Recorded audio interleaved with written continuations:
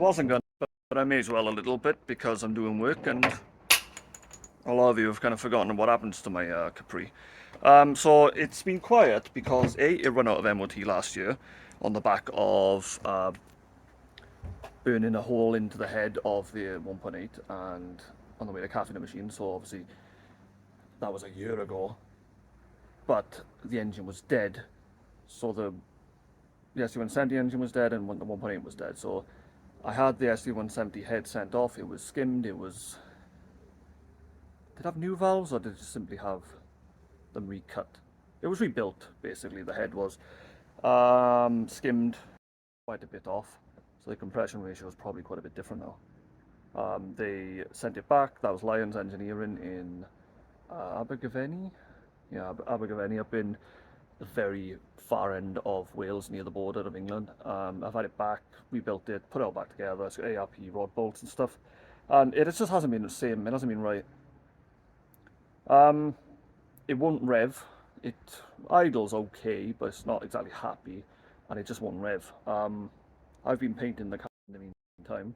I finished the back end, put it back down, thought, right, let's change the plugs, because it turns out they were cracked, and it still didn't run any different. So it's really perplexing me. So I stopped, I'd done the escort a bit, and I thought, right, let's have a little look now. I've put some more fuel in it in case it was that. It's not. A friend of mine, John Jameson, has told me to check the timing, because it's just the symptoms where it doesn't want to rev. When you take a plug lead off, it still seems the same. It's not actually changing how it fires. You reckon that it could be timing, so took his word for it and just thought, what the hell. And the bar won't sit flush. It's up at like past 10, 11 o'clock, 10 o'clock, whilst at top dead center. So the cams aren't set to top dead center. And I've noticed that my is it OBX? The vernier cam pulley, it seems to just want to make the belt come off all the time. And because the timing cover's in place, it stops it from coming off. But the edge of the belt gets chewed up by whatever is coming in contact with, probably the timing cover. And I've already changed that belt because the last one done the same thing. So I've now got the cam pulley off, and I'm going to just put a standard Z-Tech one on. But those who have played with st170s will know that the pulley, the hole is different. It's just over 12 mil, so I've drilled it out to accept this. That vernier pulley is so much lighter. Let me flip it. It's a lot lighter than that one, considering, you know, there's holes in it. But either way, I don't know why. You can see the line, the witness mark there, where the belt sits on the front half of the pulley, and it just keeps coming in contact with everything. And as you can see, the belt has just got the very edge just started to get a bit attacked. Anyway, so the engine now, I'll reset it to top dead center, and you can see where the bloody the cams sit. Well, actually you won't know because I've taken the belt off.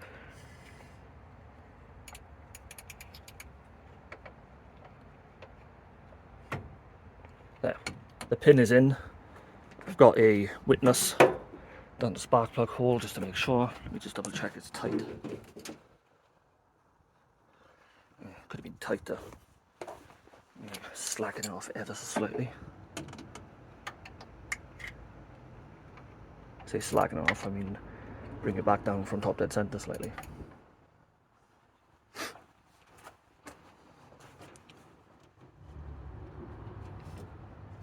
I believe that's all the way in.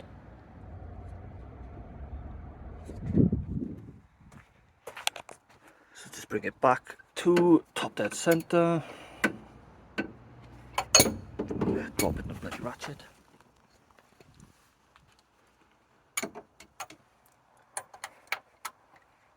With this oil cooler in the way, there's not much room down there.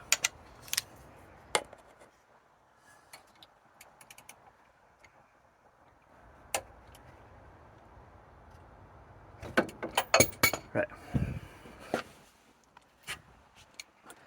the cams then were much worse than that. They were way up in the air.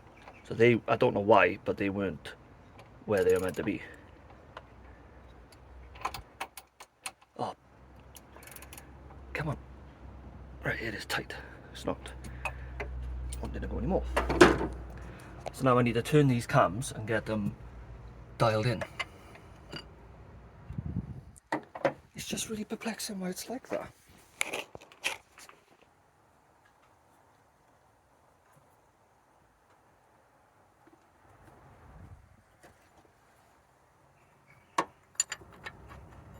Better be seen from the side, really.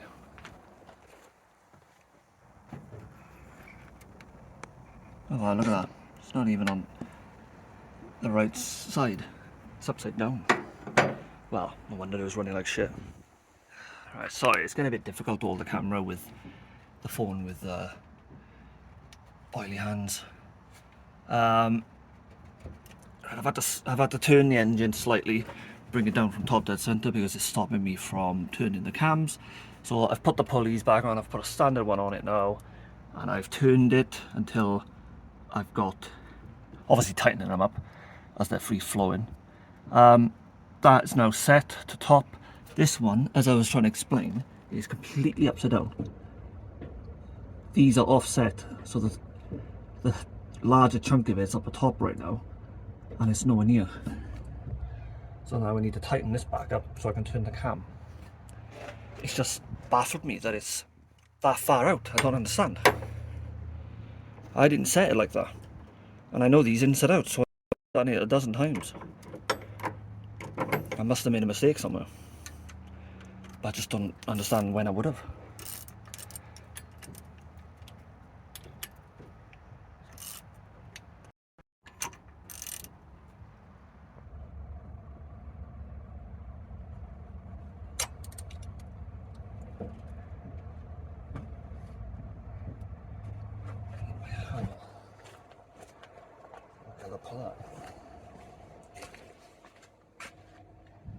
Okay, I've lost it.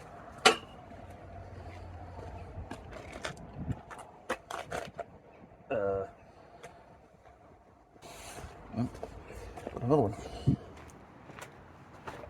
Bring this bar down a bit, it's a bit high.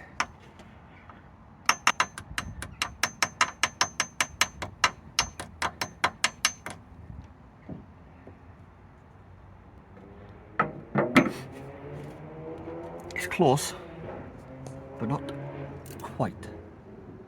Turn the cam a little more. There, that's just gone home. Lovely. I like to double check by giving the back of the bar a bit of a lever, a bit of a smack, just to make sure it's actually home on both. Put the bottom back to where it should be now. Using the 19 on the bottom pulley. Set it to tighten first, whoops.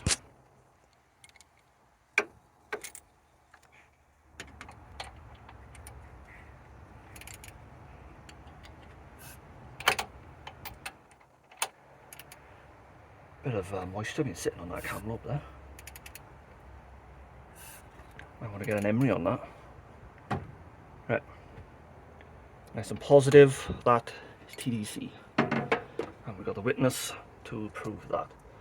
So the bar's set and the pin is set.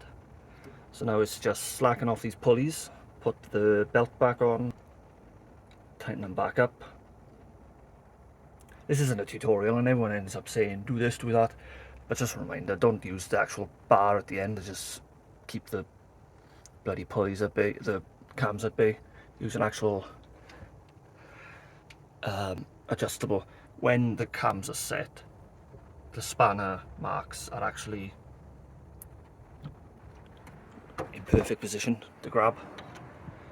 They're not really designed for turning them.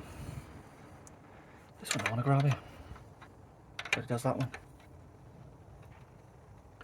So just hold the cams in place using a spanner rather than the timing tool. A bit loose. Right.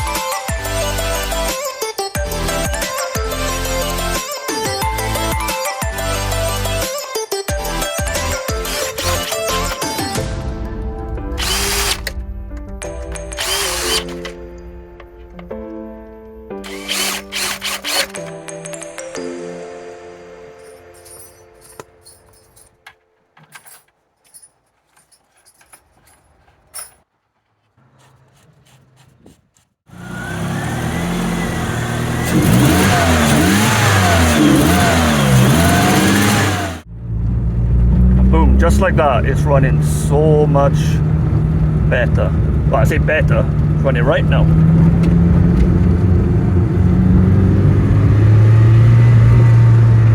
Even boosting a little bit. There we are. Jordan from Rusty Retros. You're amazing. I think this smile says it all. There it goes, it works. There wasn't really anything wrong with the engine. There's a cracked spark plug, I noticed that, which is odd. It's doing a lot of them. I changed the last 4, only one wasn't cracked. And those are RS plugs that I bought the other day from Matt Lewis. So there you go, it works.